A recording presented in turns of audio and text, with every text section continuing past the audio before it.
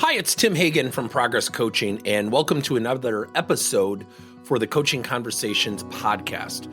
Now, we are on Stitcher, we are on iTunes, and multiple different channels. Please check us out. Now, one of the things that you'll get out of our podcast episodes is a lot of content, a lot of strategy. It's not fluff, it's not concept, yet we really want you to engage with the content and let us know your feedback. If you have any questions, feel free to reach out to us. If there's topics you'd love to have us address, we would love to share them with you. Let us know your impact and let us know your feedback. Hi, it's Tim Hagan from Progress Coaching and the Coaching School. I get the question all the time. So what's the Coaching School? What I want to do is give you just a brief description of what the Coaching School is and how it works. And when we think about coaching and we think about coaching other people, to be blunt, I think sometimes we forget one size does not fit all. When you're coaching someone to be a better teammate or to be a leader or have a better attitude, the same techniques don't always work on the same people. Let me give you an example. Think about going to 5 Italian restaurants and ordering lasagna at every single one of those restaurants. Will all 5 lasagnas taste the same? The answer is no. Now, they might have different ingredients. They might cook it differently. Sometimes how often do we hear people say this? I followed the recipe. It just doesn't taste as good. It's the same thing with coaching. So let me walk you through it. When we are coaching, we have 3 main elements. We have ingredients, we have recipes, and we have secret sauces. I'm going to give you a narration of one of our best success stories with somebody that we coached many years ago. Now, when you think about ingredients, there's 2 elements of ingredients. There's coaching types, one-on-one, group, self-coaching, peer-to-peer, and so on. Then we have techniques like questions, activities, how to use feedback, assessments, action planning. Now, how do we take those ingredients, the types and the techniques, and how do we put them into a recipe that works? Now, the recipes are typically 2 to 3 different coaching types with multiple techniques. We don't recommend going beyond 3 types of coaching because it can be too much. Now, the secret sauce can be something that just resonates with the person. It could be a book.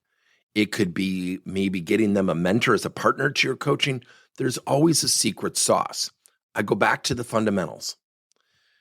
76% of people are at their most motivated state when they're progressing. 85% of people, according to Dr. Tasha Eurich, significantly lack self-awareness from her research. And Gallup reports, people engage 8 times more when we lead with the good things. We lead with the strengths that they exhibit before the constructive things. So, as we go forward, how do we use this? Let me give you a story that I think is one of my favorite stories, and it transcended a company. Now, when I say transcended a company, it transformed a company. It wasn't just because of me. I don't want to mislead. But we had a young guy who was at 71% of goal. This is well over 20 years ago. And there's a reason I always like to share this story, because once you have coaching success, it can transform an organization. He was at 71% of goal. His manager was recommending his termination in the middle of a meeting. And I thought, and I got to know this guy. So, how come you're thinking about letting him go? He goes, well, he's not hitting his numbers. He was 7 months out of college. I'm like, wow, you guys want to become a coaching culture? This doesn't seem very fair. And the manager wasn't wrong. Negative attitude, wanted to move up in the company. He was right in what he was saying. And I said, well, I'm wondering if we're looking at this the wrong way. And the CEO looked at me and said, what are you thinking? I said, well, let me coach him.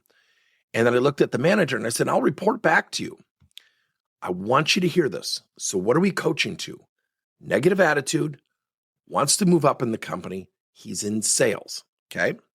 So the coaching type that I used was one-on-one. I met with him every week. Number 2, I used peer-based coaching. I got 2 guys by the name of Eric and Matt who are also still at the same company. And I said, every time you hear him on the phone, tell him he sounds pretty good. And if you guys wouldn't mind, grab him for lunch like maybe once a month. Because what we noticed, and this is where we as leaders have to be very conscientious, what we noticed was he was a recluse. He would have lunch by himself. He wouldn't really engage. He'd sit in his cubicle, and the cubicle's very close, and he wouldn't talk to other people. And so finally, over time, what we started to realize was we had to get him to be inclusive. We had to get him to accept help. So instead of strategically giving him feedback or coaching him, we started to build up goodwill and teamwork around him. So one of the techniques that we teach is a learning project. So if I'm coaching someone, I always end the conversation with, next week, come in with 2 examples where you successfully, then I just fill in the blank specific to the area that I'm coaching. That bestows ownership on the right person, the person you're coaching, and bestows accountability on that person. They're now driving the coaching relationship. Remember, 71% of goal, sales. His learning project was my secret sauce. I said, you have to perform a random act of kindness for somebody. It can be a thank you card. It can be just simply dropping off a cup of coffee or a soda for somebody who helped you. Now remember, I got people he doesn't know stopping by and saying, you sound pretty good on the phone. Boy, you really understand our products better. And so what I started to do is collaborate, create the facilitation of teamwork. I never tactically addressed his low sales. I never talked about his sales. I never did any sales coaching or sales training. So at about 45 to 60 days, the manager calls me and he's upset. And he actually had a reason to be upset with me. I didn't really include him as much as I should have. And looking back, that was my mistake. And he said, look, he's out in the cubicles right now serving everybody pizza. So the light bulb goes off. I'm like, oh, good. He did his learning project. The manager goes, what are you doing? This is not coaching. I said, actually it is. I owe you an apology. I did not communicate this to you. And I said, what are you seeing out there? He said, well, he's serving pizza. Everybody's sitting there laughing and having fun. And he stopped. I said, having fun? When was the last time you saw this guy have fun? And his name was Chris. And I said, when was the last time you saw Chris doing something like that with his teammates? He said, oh, I get what you're doing. I said, what I'm trying to do, Jeff, is bring people to rally around him so he feels good about asking for help. So we're at about the 60-day mark. Jeff turned out to be one of the best coaches. He had the personality of a coach, but he was under the pressure of a sales leader to always hit numbers too. So remember, you don't just coach to the job or coach to the numbers. You got to coach the person doing the job. My secret sauce was that random act of kindness. He had to do that for 1 year. His sales went from 71% to 119% within 13 months. We never did sales training. We never did sales coaching together. The best part, Jeff called me in and said, I don't want you coaching Chris anymore.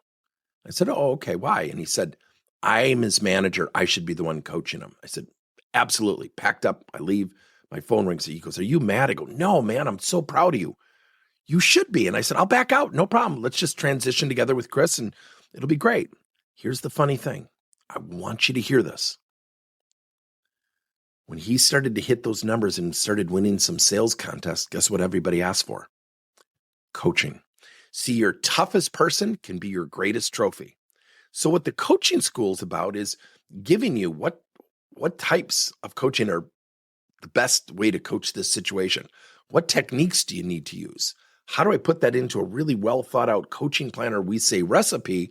And by the way, what are some secret sauces I can put on top that will really accelerate talent development? If you have a situation you want us to address in one of these video lessons, send it to us. We would be happy to do it. And I'll actually create the recipe. I'll tell you what coaching types work, what are the techniques, how to phrase the techniques. I'll even give you the secret sauces. Let me know your impressions. Thanks, everybody. Thank you for listening to another episode of Coaching Conversations by Tim Hagen and Progress Coaching. Now, our company is always coming out with new and innovative solutions to help leaders coach their employees. And recently, we just created a new service called Coach to You, where leaders can pick and choose topics and assign 7 to 21-day programs for employees to learn and, more importantly, apply actions and then reflect and share what they're going to do going forward as a result of the learning. It's called Coach to You. We're literally bringing coaching to your employees. If you're intrigued, we'll have a link in each one of our episodes where you can get more information. And again, thank you so much for listening to another episode.